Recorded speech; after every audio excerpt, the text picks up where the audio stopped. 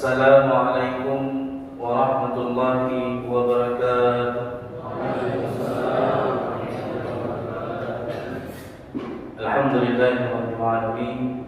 Wassalatu wassalamu ala Rasulillah. Amma ba'd. Hadirin hadirat jemaah tarwiyah yang insyaallah dirahmati Allah Subhanahu wa taala. Tidak terasa bulan Ramadan sudah menghabiskan 2/3 dari bulan Ramadan. Itu artinya semakin sedikit kesempatan emas kita untuk meraih yang terbaik di bulan Ramadan ini. Oleh itu mari kita senantiasa memanjatkan puji dan syukur kita atas kehadiran Allah Subhanahu wa taala yang telah memberikan kita kesempatan 20 hari di bulan Ramadan, dan harapan kita semoga itu dijabah, diterima di sisi Allah Subhanahu wa taala. Dan semoga 10 hari terakhir kurang lebih di bulan Ramadan ini kita diberikan kekuatan istiqamah, hidayahnya Allah Subhanahu wa taala. Semoga kita tetap memburu yang namanya gelar tertinggi di sisi Allah, yaitu takwa, sebagaimana harapan Allah dalam Quran surah Al-Baqarah, la'allakum tattaqun. Salam dan salawat atas junjungan kita Nabi Muhammad sallallahu alaihi wasallam, Nabi yang menjadi kecintaan kita semua, Nabi yang menjadi teladan kita.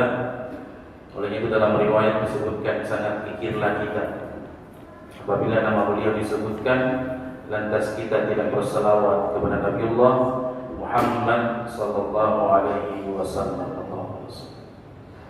Hadirin hadirat jemaah tarwiyah yang dirahmati Allah Subhanahu wa taala. Ketika bulan Ramadan sudah banyak dilalui, itu berarti semakin banyak pula ibadah yang telah kita lakukan.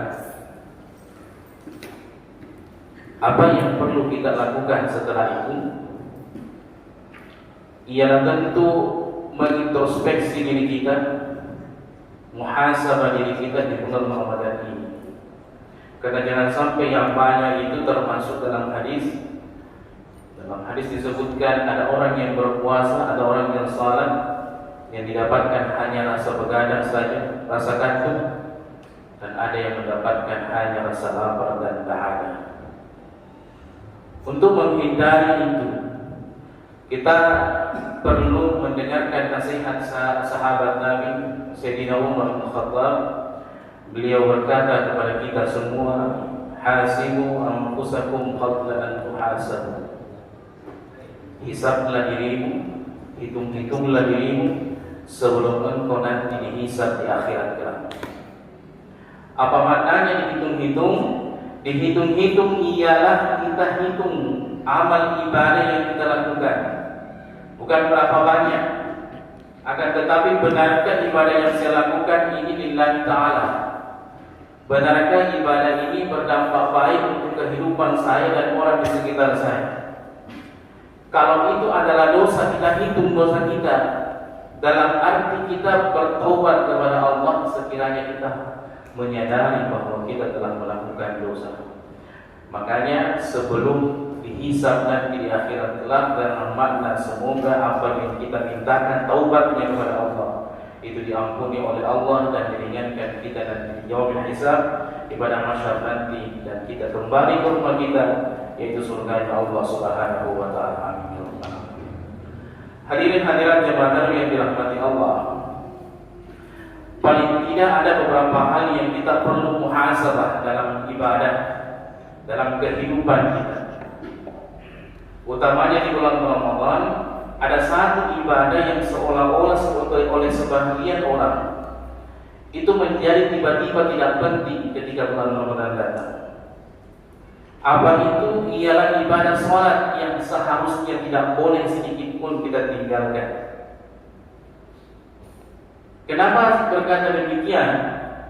Kita coba lihat begitu banyak rasanya orang yang ketika bulan Ramadan datang, ketika dia sudah berpuasa, dia merasa cukup ketika dia telah berpuasa dan seolah-olah boleh meninggalkan ibadah lainnya. Dan ini terjadi di sekitar kita. Jangan-jangan ada keluarga kita. Contoh kecil misalkan buka puasa bersama. Buka puasa bersama tujuannya salah satunya adalah silaturahim, saling bertemu dengan saudara-saudara kita. Tapi jangan sampai ini menggantikan sebuah ibadah yang tiada duanya, itu sholat kita. Karena begitu banyak orang pergi berbuka puasa dengan sengaja meninggalkan sholatnya. Bercerita, ketemu dengan teman lama.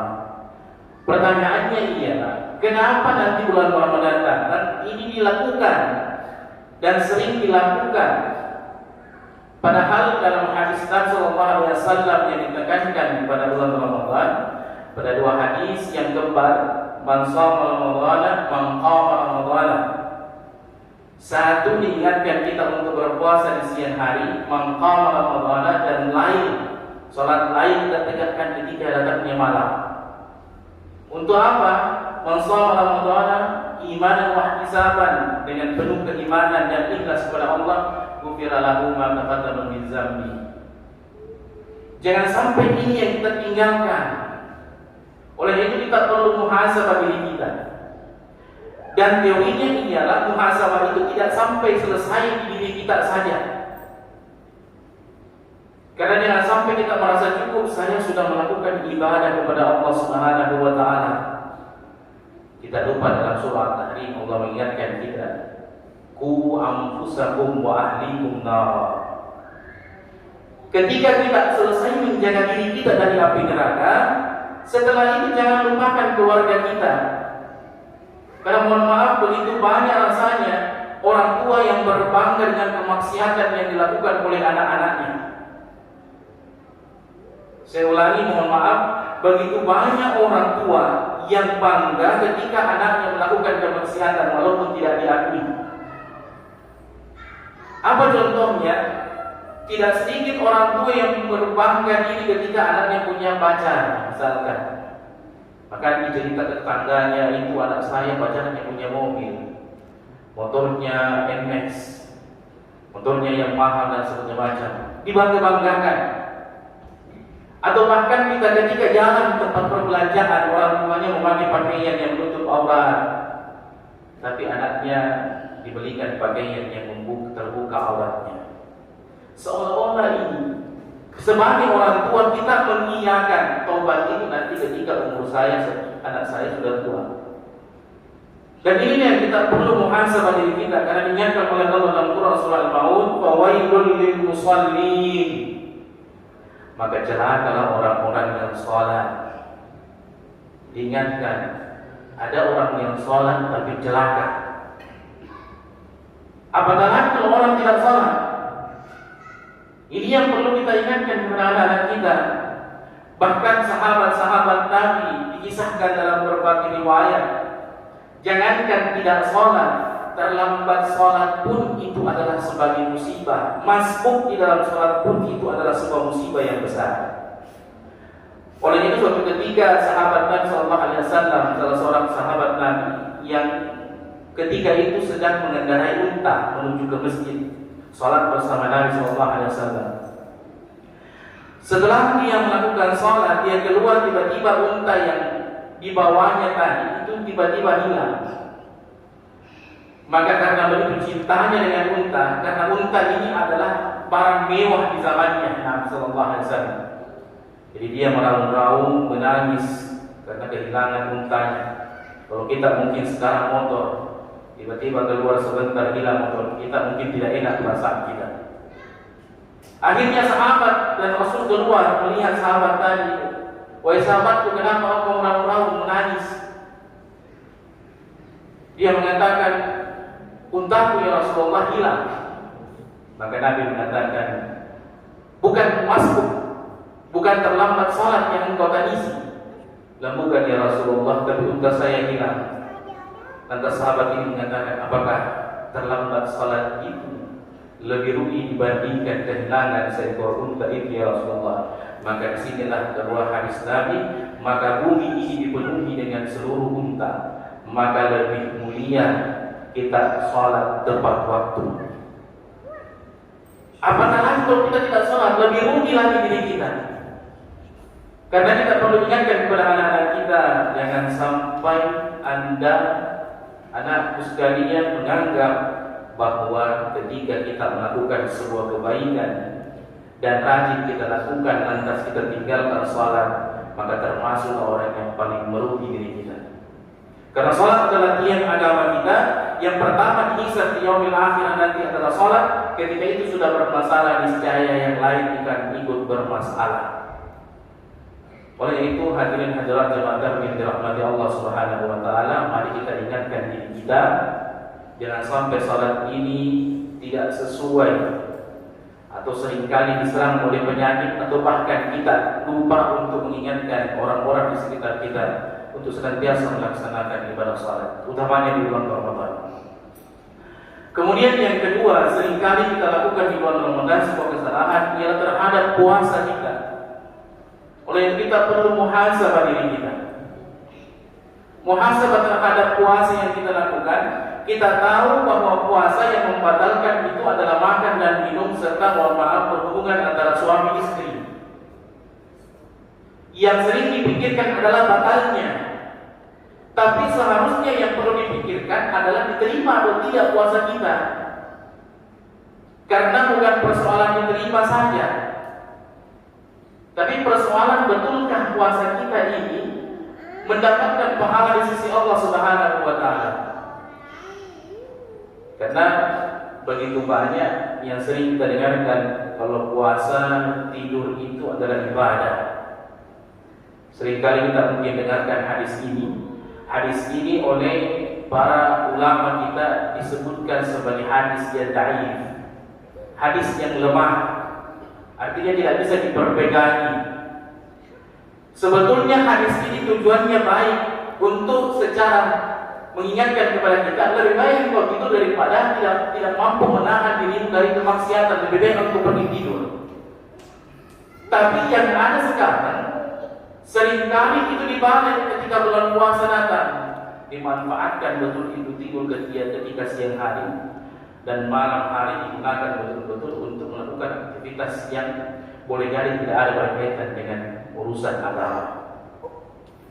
Coba kita lihat, begitu banyak orang yang begitu kuat di bulan Ramadan, begadang, sahar.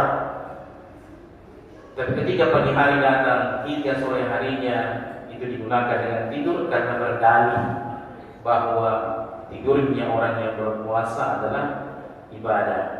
Ini yang perlu kita ingatkan kepada anak-anak kita pula. Karena yang sering melakukan ini boleh jadi adalah anak muda dan tidak menutup kemungkinan adalah diri kita.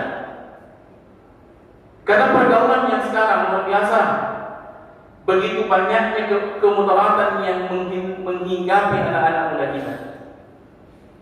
Coba kita lihat di daerah kita Sunung Madani, kalau subuh-subuh itu luar biasa banyak anak-anak kecil yang keluar pergi ke masjid. Tapi ada juga yang tidak sampai. Jadi ketika kita sholat bunyi petasan di luar atau kita jalan pulang sengaja kalau ketika lewat kita naik motor dikasih bunyi petasan itu. Itu hal kecil yang ketika kita biarkan sebagai orang tua akan menjadi sesuatu yang besar. Dan kita alami sendiri di sini. Kita lihat dalam kita itu bermula dari lubang yang kecil. Seandainya kita sadar memberikan sesuatu di sini, lubangnya tidak akan menjadi besar. Begitu pula dengan kemaksiatan, dibiarkan sejak ini, dibiasakan anak kita tidak apa-apa melakukan kemaksiatan, secara yang tidak besar nanti, hal yang besar akan dianggap sesuatu yang kecil. Oleh itu kita perlu senantiasa muhasabah diri ketika bulan Ramadan datang, utamanya pada dua ibadah kita, sholat dan puasa kita. Puasa seharusnya mengajarkan diri kita untuk menahan diri kita. Lagi-lagi bukan hanya sampai pada diri kita, tapi untuk keluarga kita juga. Mari kita bimbing anak-anak kita, mari kita halau anak kita untuk ke masjid. Kalau ada anak kecil yang datang ke masjid kemudian ribut, itu lebih baik dibandingkan anak kita keluar dan tayangan tidak tahu kemana. Karena kalau anak-anak kita sudah tidak ke masjid, Anak kita trauma dengan masjid. Tahun 2045 sekarang ada canang-canangkan lagi generasi 2045. Kalau yang sekarang kita tidak didik dengan baik, yakinlah 2045 kita tidak tahu bagaimana lagi keadaan negara kita. Oleh itu hadirin hadirat Jumatan yang dirahmati Allah Subhanahu wa taala, mari kita senantiasa muhasabah diri kita. Benarkah saya orang yang beriman dan bertakwa kepada Allah Subhanahu wa taala? Benarkah kewajiban saya sebagai orang tua telah saya lakukan? Benarkah kewajiban saya sebagai seorang anak telah saya lakukan? Benarkah saya sebagai seorang suami, sebagai seorang istri telah melakukan hak dan kewajiban yang seharusnya dilakukan dan niscaya nanti akan dipertanggungjawabkan di yaumil akhirat nanti. Oleh itu hadirin hadirat jemaah tarawih yang dirahmati Allah Subhanahu wa taala, mari kita manfaatkan 10 hari terakhir di bulan Ramadan ini. Sebentar malam dalam malam ganjil, mari kita maksimalkan ibadah kita. Nabi ketika datang 10 hari terakhir bulan Ramadan digambarkan mengikat pinggangnya dengan erat, artinya betul-betul disiapkan dirinya Nabi untuk mempersiapkan menyambut 10 hari terakhir Ramadan untuk melepas kepergian bulan Ramadan. Oleh itu mari kita juga mengikuti apa yang dilakukan oleh Nabi. Semoga kita menjadi hamba-hamba Allah yang bertakwa dan terbebas dari api neraka. Demikianlah yang dapat saya sampaikan, dan kurangnya mohon dimaafkan. Wallahul a'lam bishawab. Wassalamualaikum warahmatullahi wabarakatuh.